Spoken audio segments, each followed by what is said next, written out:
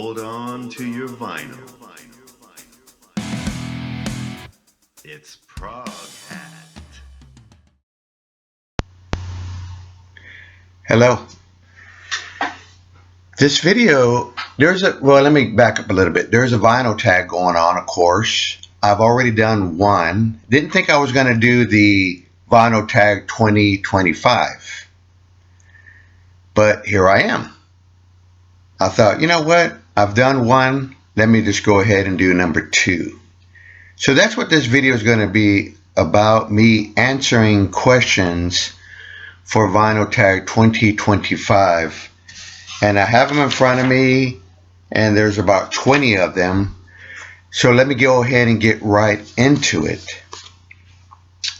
The best purchase of 2024, new or old. This is going to be new. This just recently came out, and I got it last weekend. I was so excited. I didn't think I was going to get it because Walmart exclusives on vinyl, they go pretty quick around here. And when I mean around here, in Texas Walmarts. So I picked up Motley Crue. I believe this is the 35th anniversary of one of my favorite records they did, Dr. Feelgood. This is a kick-ass, hard rock and roll album. Lynn, I don't know how to say the word, but it's a really cool cover. And the beginning to kickstart my heart. What a great rocking guitar part that is. All right, I'm moving on to question number 2 now. 50 years later, best album from 1974, and in my opinion is an album that I thought was a concept album, but then I found out it isn't. I just love Queen 2. Such a great album from beginning to end. I love the energy. I love that they say that there's no synthesizers used. And Freddie Mercury, what can I say? The guy can rock it and do such a great vocal delivery on songs. Third question, an album that defines a genre. And I've been listening to this because I have it on CD. I picked Genesis Nursery Crime defines prog rock. I think it's a prog rock classic. It has the great vocals of Peter Gabriel. I love the music passages on some of the long songs. It is so heavy duty. It's energetic. One of the things I like to say, it's like really in face with a lot of punch to the songs.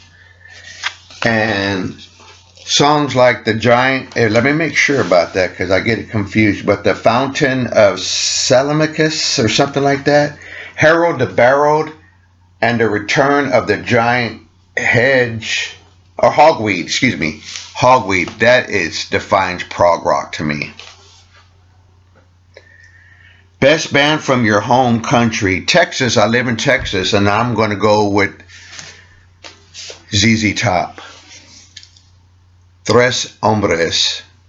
I always see her, it cracks me up how people try to say this title in Spanish. I think it's one of the best gatefold album covers. Look at that. Makes me hungry every time I look inside this record. But this album has the all-time classic LaGrange. And I love driving through LaGrange on my way going up to Houston, Texas. And of course, I'm jamming out to ZZ Top. An artist you miss dearly. Well, I grabbed this album, but I do miss Frank Zappa. He was so innovative. Every album was different. I know we've heard that story about he could have made... Yeah, he could have. The guy was genius, and he always was working on music, being very creative. Never did see him in concert. But fortunately, I got this album, but unfortunately, I'm going to have to return it. It sticks on side 4. But there he is. Such a great guitar player. That's who I miss dearly. Excuse me. Best live album in your collection. I went with another Genesis one, and that's Genesis Live. This is such a great live sounding album, and it is the audience is such engaged in this, if that's the correct thing to say.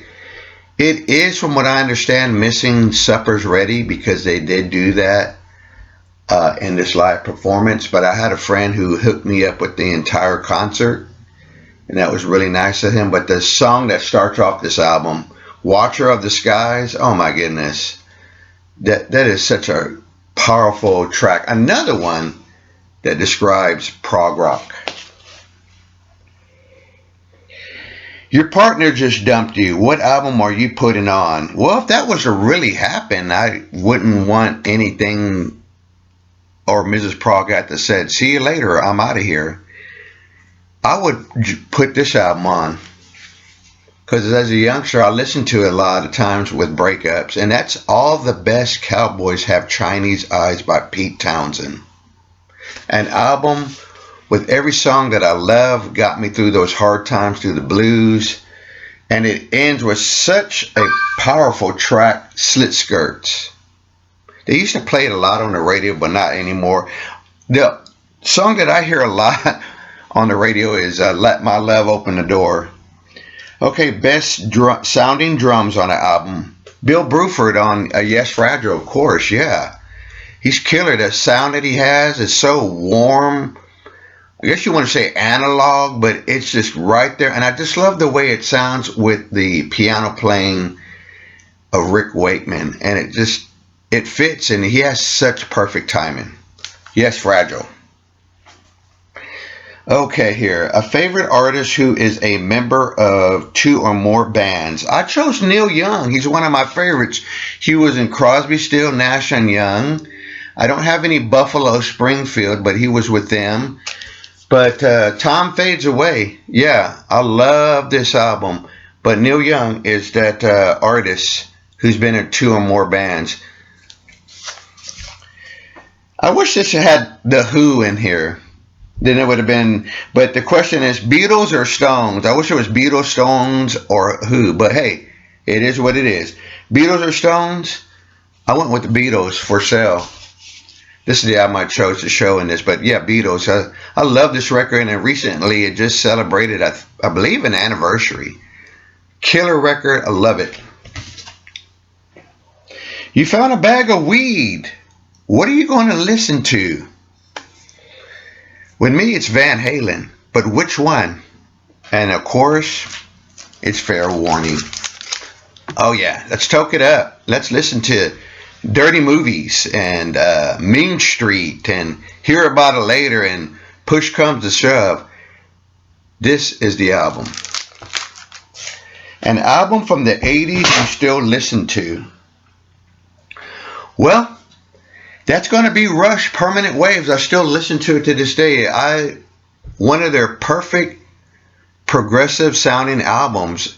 This album has Jacob's Ladder, Natural Science, Different Strings. I still listen to this record today, and it's just amazing. Boy, this next question, I don't know what kind of response I might get in the comments or from people, but hey, this is my political stance to someone that has really soured me. I am like to the point where, like, dude, shut up and just play your songs, okay? And honestly, I got rid of a lot of his records, and sometimes I think about getting them back, and sometimes I don't, but this is the only thing I have. And let me just make it short and sweet, and that's Bruce Springsteen. This is all I have left. That's probably enough, you know? Anyway, okay. I like this next question.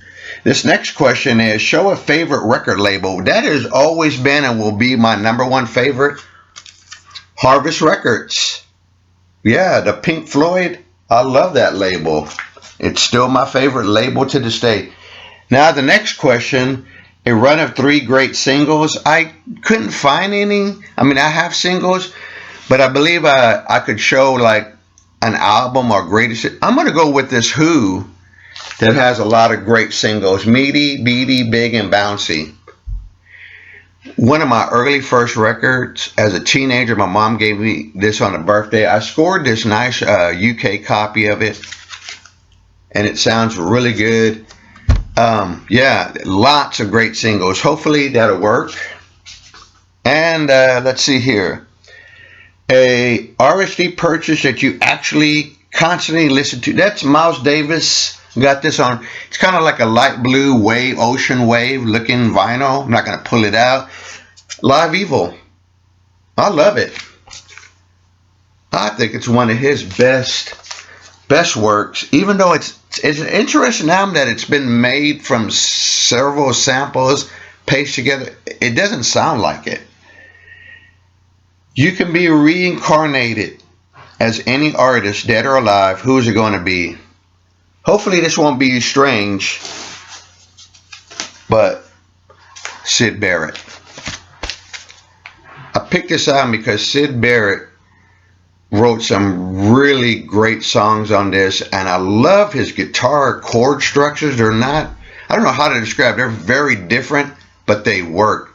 The man's a genius. Syd Barrett.